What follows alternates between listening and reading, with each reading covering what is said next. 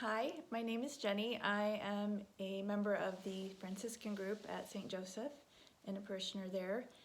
And today I'm going to be reading the Gospel from John chapter 3, verses 7b through 15.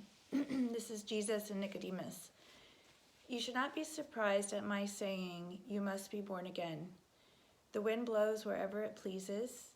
You hear its sound, but you cannot tell where it comes from or where it is going. So it is with everyone born of the Spirit.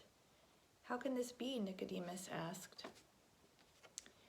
You are Israel's teacher, said Jesus, and do you not understand these things? Very truly, I tell you, we speak of what we know, and we testify to what we have seen. But still, you people do not accept our testimony. I have spoken to you of earthly things, and you do not believe. How then will you believe if I speak of heavenly things? No one has ever gone into heaven except the one who came from heaven, the Son of Man. Just as Moses lifted up the snake in the wilderness, so the Son of Man must be lifted up, that everyone who believes may have eternal life in him. So when I read this, I remembered how impacted I was by a scene in The Chosen of Nicodemus. So Jesus had been meeting the apostles, and he had invited them to meet up with him. They were going to go off together, and Nicodemus had met with Jesus several times, and he so wanted to understand. He so wanted to believe, but he just couldn't bring himself to do it. And in the reading today, it seems like Jesus so wanted for him to understand, to help him understand, by mentioning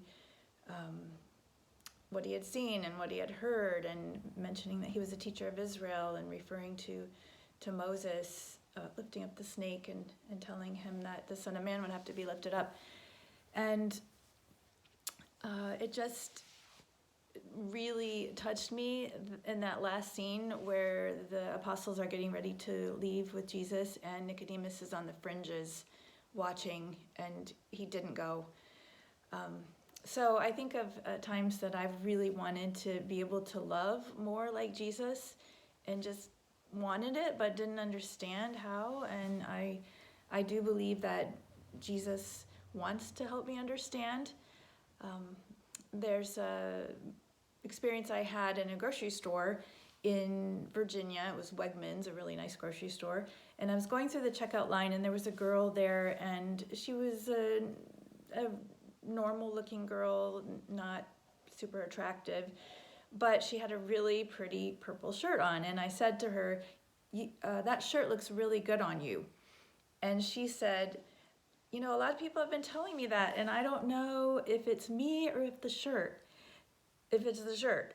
And she seemed kind of vulnerable in saying that, and the thoughts in my head were, should I say it's her, but she's not that pretty? Or, so I smiled.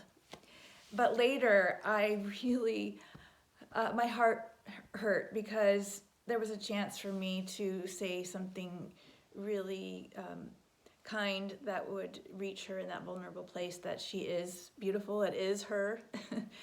And so I ended up later being in Portland, Oregon, and my husband and I went to a Catholic church there, and I was able to go to confession, and I confessed that to the priest, that I just felt so bad, that I felt like I was unfaithful to grace, like I had an opportunity to extend grace to her and I didn't.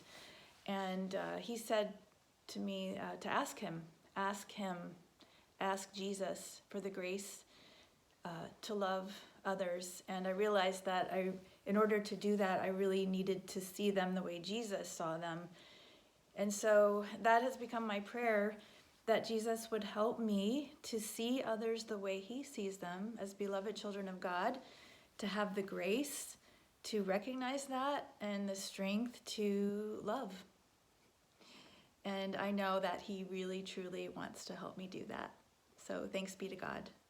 God bless you, and may you also have the grace to love like Jesus. Bye.